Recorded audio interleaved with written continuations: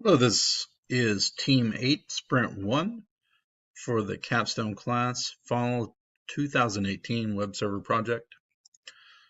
The team of Team 8 consists of Abigail, Addison, Bikram, Joel, Luha, Matthew, Seth, and Vladislav. My name is Matthew Gear, and this is my Sprint 1. Child user story. As a super admin, I want to have the options on the ad page to assign values for type, price, spec, and image location so that I can assign the proper values to a product in the store. Acceptance criteria. The user must be logged in or they will be redirected to the discussion board. The user must complete the type, price, and specification or an error will occur. The user must click the Choose File button to upload an image or an error will occur. The user must click the Add Product button to complete the form. So we're going to come here to our website. And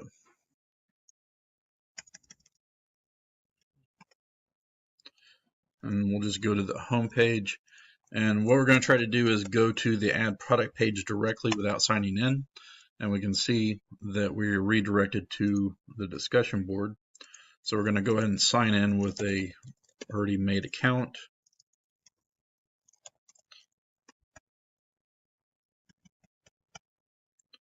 And we're signed in.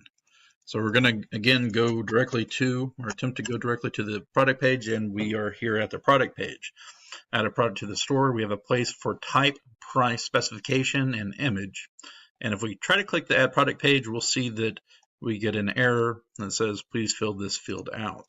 So we'll go ahead and put in t-shirt, and we'll see that then says we need to fill out a price. And we can also see that these are red, and it's because all these fields are required. So we're going to go ahead and fill out all the fields. And child user story number 2, as a super admin user, I want to have my data saved to a database so that it can be accessed at a later time. Acceptance criteria. The user must complete the add product form. The product is added to MongoDB and viewable through Mongo Compass. The product is assigned an individual ID when it is entered into the database. So we're going to come here to Compass, and we have our ACM UCO database. We got 2 databases made in here, products and users, and we can see that currently the products page is empty. So we're going to come here, we're going to go ahead and click Add, and we see there are fields empty. And we come back over here, we're going to refresh the Compass, and we can see that we've added that product into the product database, and we can see that it's been assigned an ID. We're going to come back over here, and we're going to assign another bigger t-shirt. Costs a little bit more money, and we'll pick a different design, and we'll add this one. Come back over here to Compass, refresh again, and we can see that it was assigned a different ID number. That has been my Sprint 1. Thank you very much for your time. My name is Abigail Kern. I'm presenting my portion of Sprint 1. As the unregistered user, I want to be able to access the sign-up page so I can access the registration form. The unregistered user can see and click on the Sign In, Sign Up dropdown in the header of every page to see the sign up option.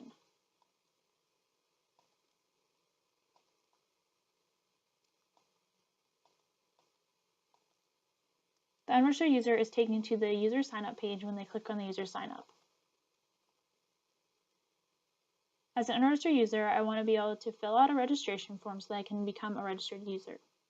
If the email is already taken, a message will display saying, "Error, email is already in use, please try a different email or sign in," so the user can't move on to the create an account page. So if you look at the database, the current email is acurrent2 that's in there, so you can use that one to sign up to get that error because it's already taken. And now I'll just quickly sign up to get to the create an account page. with an email that is not taken if you see the email or the error message does not display. The unregistered user is unable to change the email field on the Create an Account page. This field is uneditable. If the unregistered user leaves any field blank, it will display a message saying, please fill out this field by the first empty field. So if they hit Create an Account without filling in this field, it complains. Same with this one. Actually, let me show you. If you leave these two open, it goes to the first empty one. If the unregistered user tries to register with a username that is already taken, a message will display saying, sign up error, username is already in use. Please try a different username. So if we look at the user database again, akern is the username, so we can try to sign up with that one.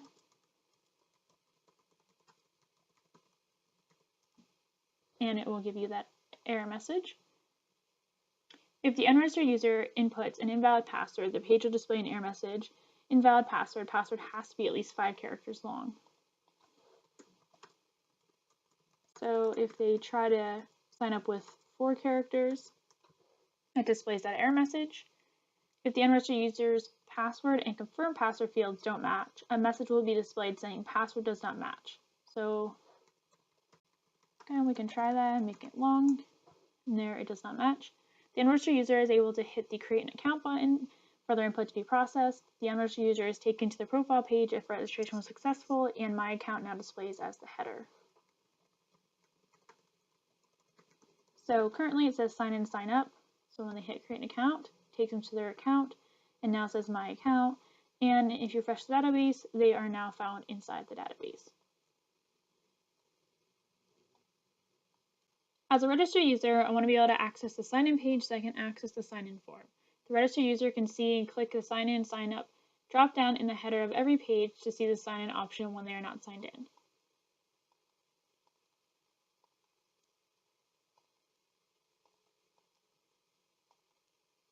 The registered user is taken to the sign-in page when they click on the sign-in option when they are not signed in. As a registered user, I want to fill out the sign-in form so that I can sign into my account. The registered user is able to type in their email and password.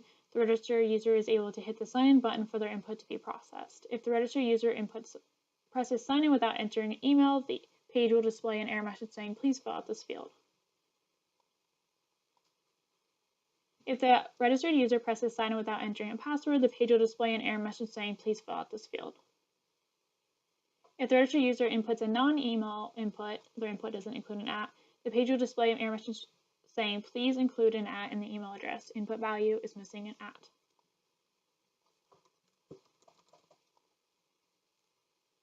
If the registered user inputs an invalid email, the page will display an error message saying, sign in error, invalid email or password. So if we look at the database, only akern2, IUCO, and Abiel Kern are registered, so I can use one that is not in there.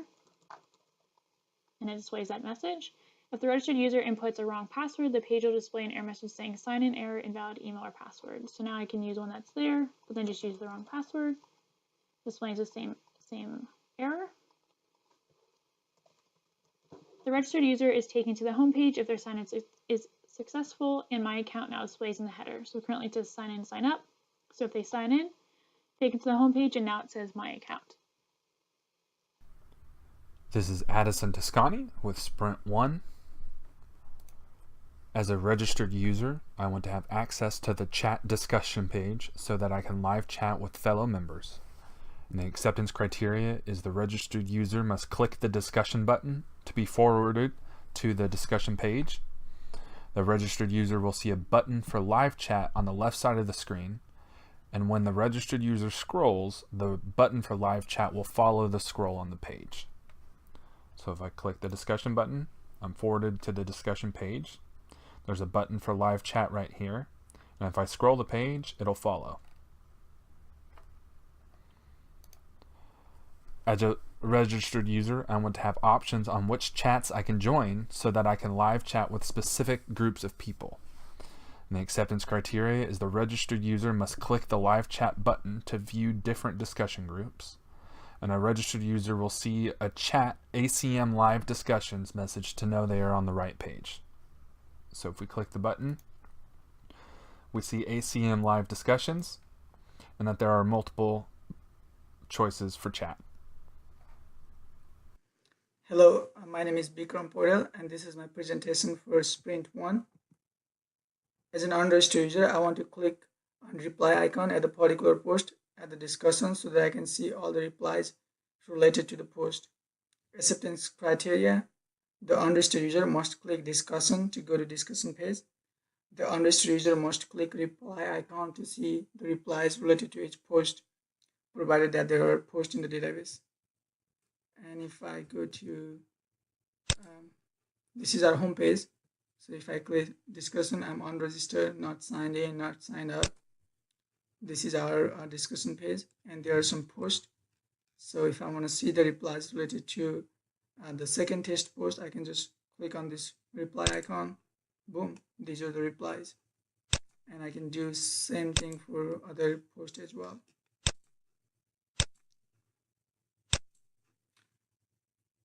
As an Android user, I want to scroll up and down in the post so that I can see more posts and replies. The Android user can see the list of posts in chronological order along with the author of the post and time of the post. The Android user can scroll up and down to see more posts but won't be able to post anything to the page. The date and time for each post should be in the user local time. In order to test that, let's go back to our page. So if you look at this post, there are two posts and they're actually in chronological order. 10:12 a.m. this one is, and this one is 10:09 a.m. And I can scroll up and down to see more posts, but there's just two posts right now, and I can see the author of post who posted bpodel2. That's the username of the user who posted this post, and the similar user, the same user posted this post. And not only that, these comments, these replies are also in chronological order. So second reply on the second post, replying on the first post. Over here, first reply, second reply, third reply. So they're all in chronological order. Now let's test the timing. So as we see with the current timing, this post shows that it was posted on 10:12 a.m. today. So if I change that timing on my computer, so this is Central Time. If I go to, I don't know, let's say 8, if I do 8, was 10:12, so change. I'm gonna refresh my page here. So it was 10:12, now it's 8:12. See, so this way the time of post reflects the user local time. Let's do it one more time. So I'm gonna set it back to my time zone. So my time zone is Central Time US Canada. Just do this one and refresh. That's 8:12 a.m. So it's 11:12 once I refresh. Okay, so that's all for my sprint. Hi, this is Joel Erickson with the Sprint1 video presentation.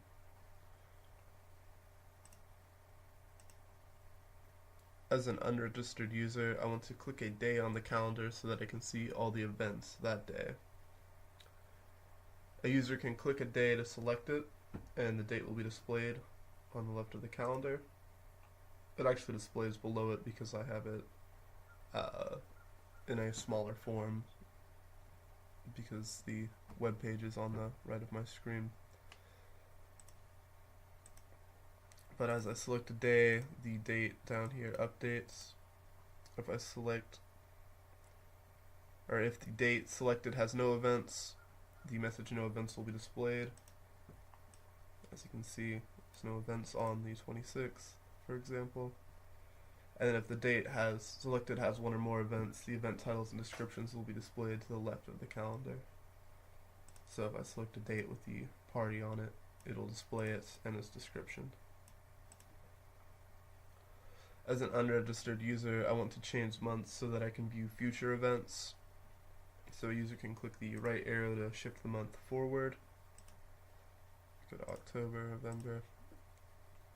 The user can click the left arrow to change the months backwards.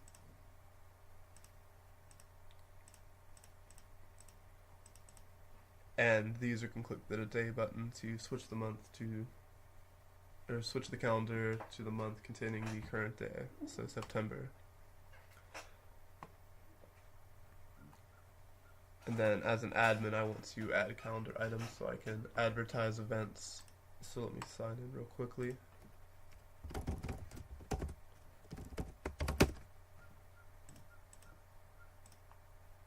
Alright, so now I'm an admin.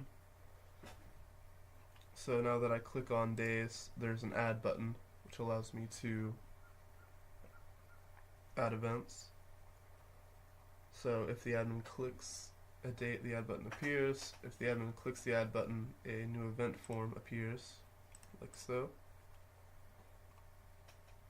The new event form has a required field that is the title field. So if you click submit, it'll prompt you to please fill out this field.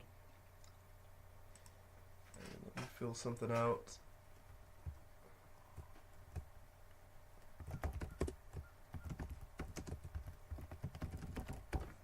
And now if I click submit, it'll reload the page, and on the day I selected, there's an event. And then if we look in the database,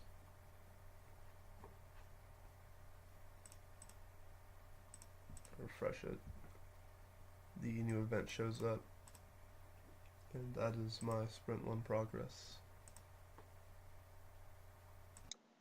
Hello, this is Lu Huayao with Sprint1 presentation.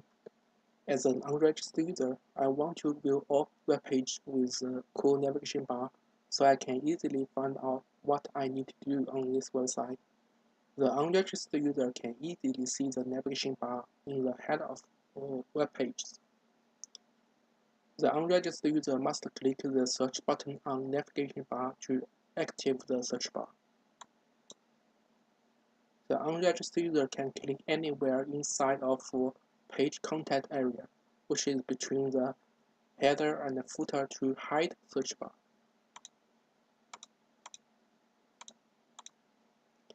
The unregistered user can see different page title when they switch pages. So initial page title is the ACM at UCO. When user goes to event page, will change to ACM events, or sub-club page will show club at ACM. Sign-in page, ACM sign-in. Sign up for ACM. Once user login account and the view profile page, the title will change to your account. As an unregistered user, I want to have access to web help page so I can find answers to solve my problems from common question or support service. The unregistered user is able to click Help button on navigation bar to visit Help Center page. The unregistered user is able to see different categories of help information. For now, there are 5 different categories.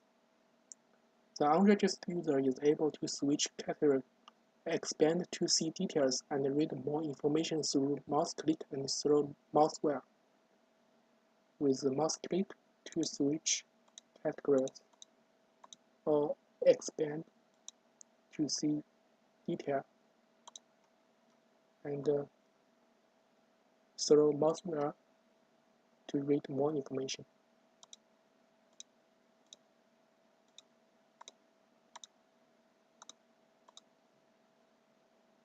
All categories information comes from the database.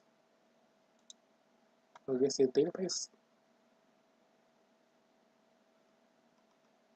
and to show the connection status, I can delete one of them, which is the title is what is ACM writing.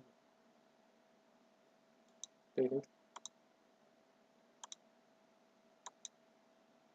And refresh, and that one is gone.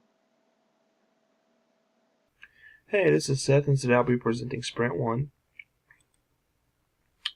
As an unregistered user, I want to select email verification method so that I can verify my account via email. Acceptance criteria. The unregistered user must fill in the email text field or an error will occur. So if you click Get Verification, An unregistered user must enter a valid email format or an error will occur. So if you do something like this, it must contain @ If you do just the @ you still get an error. It has to be Gmail, Yahoo, or something. The unregistered user must click the email radio button to send code via email. The unregistered user must click get verification code button to send code.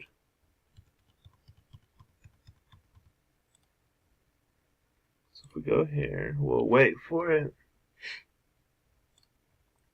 Sent 0 minutes ago.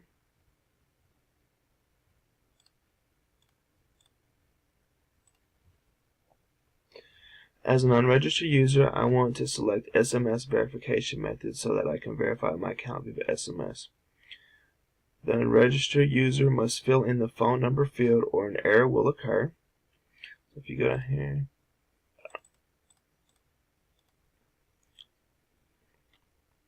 the unregistered user cannot have any characters in the number or an error will occur. So if you do 1, 2, 3, 4, 5, 6, 7, 8, 9, 10, actually, if we do A,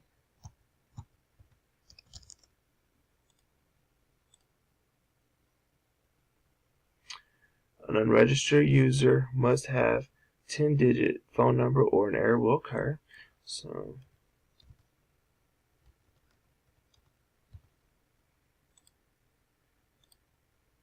and if I do greater than 10, it's still an error. It has to be 10 exactly.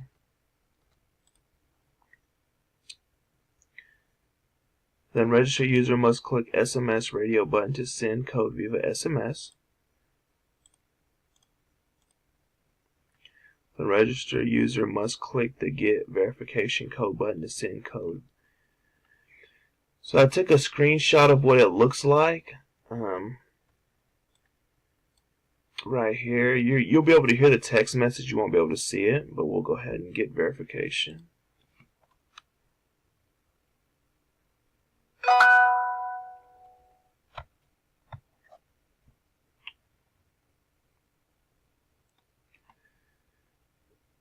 Child story. As an unregistered user, I want a notification so that I know my verification code was successfully sent. So the unregistered user must complete the verification form. The unregistered user must click the Get Verification Code button. The unregistered user will be prompted when the verification code expires. So when you send the verification, it forwards you to this page to type in the verification code. It lets you know that the verification code will expire in an hour. This concludes Sprint 1. Thanks for your time. Hello, this is Vladislav Volkov. Today I'll be presenting Sprint 1. Child user story. As an unregistered user, I want to be able to access the homepage so I could view the general ACM Club content. Acceptance criteria. When the homepage opens, a welcome message is displayed at the top and the middle. When the homepage opens, About section is populated in the left column.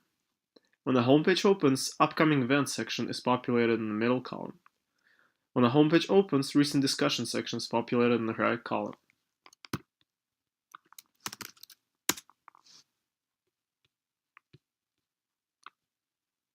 Welcome message, About section, Upcoming Events, Recent Discussion.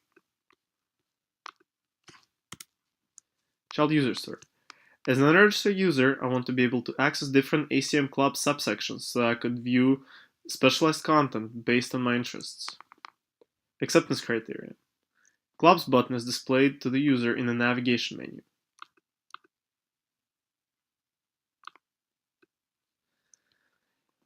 When the user clicks the Clubs button, a drop-down menu pops up containing the list of club names. Here we have the list of current club names. When a club name on the list is clicked, the user is redirected to the homepage of the selected club.